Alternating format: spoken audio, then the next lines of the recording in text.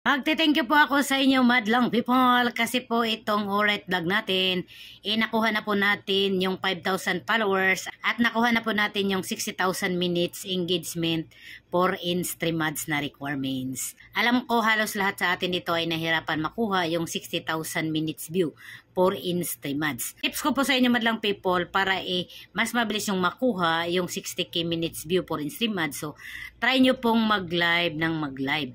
Ako po, pagkatapos po ng trabaho ko, nagla-live ako everyday. Kahit mga 1 hour or 2 hours lang siya.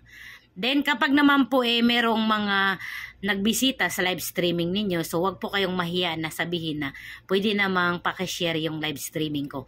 So kapag marami na po silang followers, so magno-notify po yan sa mga followers nila na naka-live streaming sila. So possible po na pumunta yung mga followers nila sa live streaming ninyo. Kapag naman po meron kayong account na marami ng followers, kagaya ko meron akong followers sa Tomboy TV ko na 395,000 followers. So ang ginagawa ko ay pinapaakyat ko yung account ko na si Tomboy TV para yung mga followers ni Tomboy TV ay mag-notify sa kanila na naka-live streaming si Tomboy TV. Possible na yung mga followers ni Tomboy TV ay pumunta doon sa live streaming ko kasi nakita nila si Tomboy TV. At isa pang paraan madlang people, pwede nyo pong i-share yung live streaming ninyo.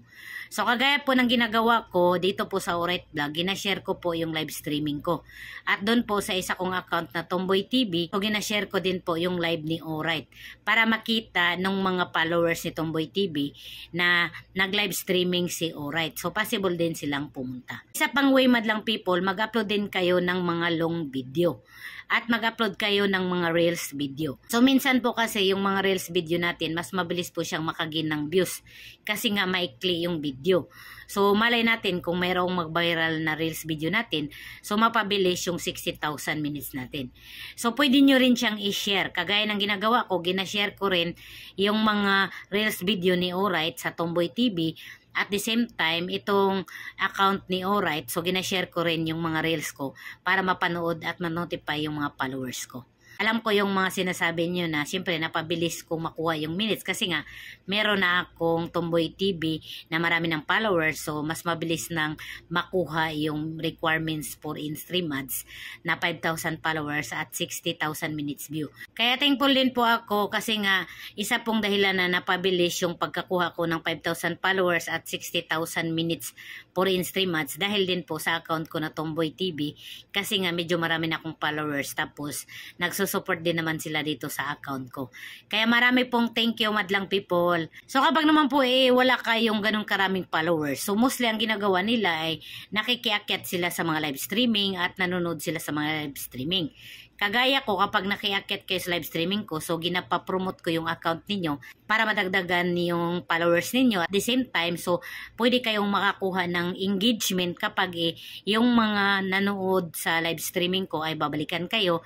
At ako din, kapag panoorin ko rin yung mga video ninyo, magre-react ako, possible din po na makakuha kayo ng followers at engagement.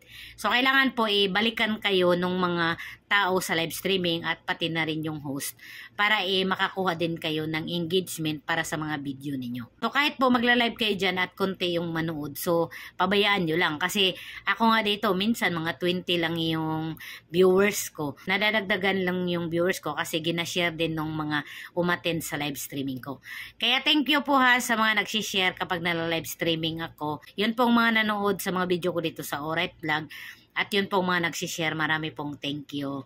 So kaya po napabilis yung pagkakuha ko ng requirements na 5,000 followers at 60,000 minutes view for in-stream ads. Marami pong thank you madlang people.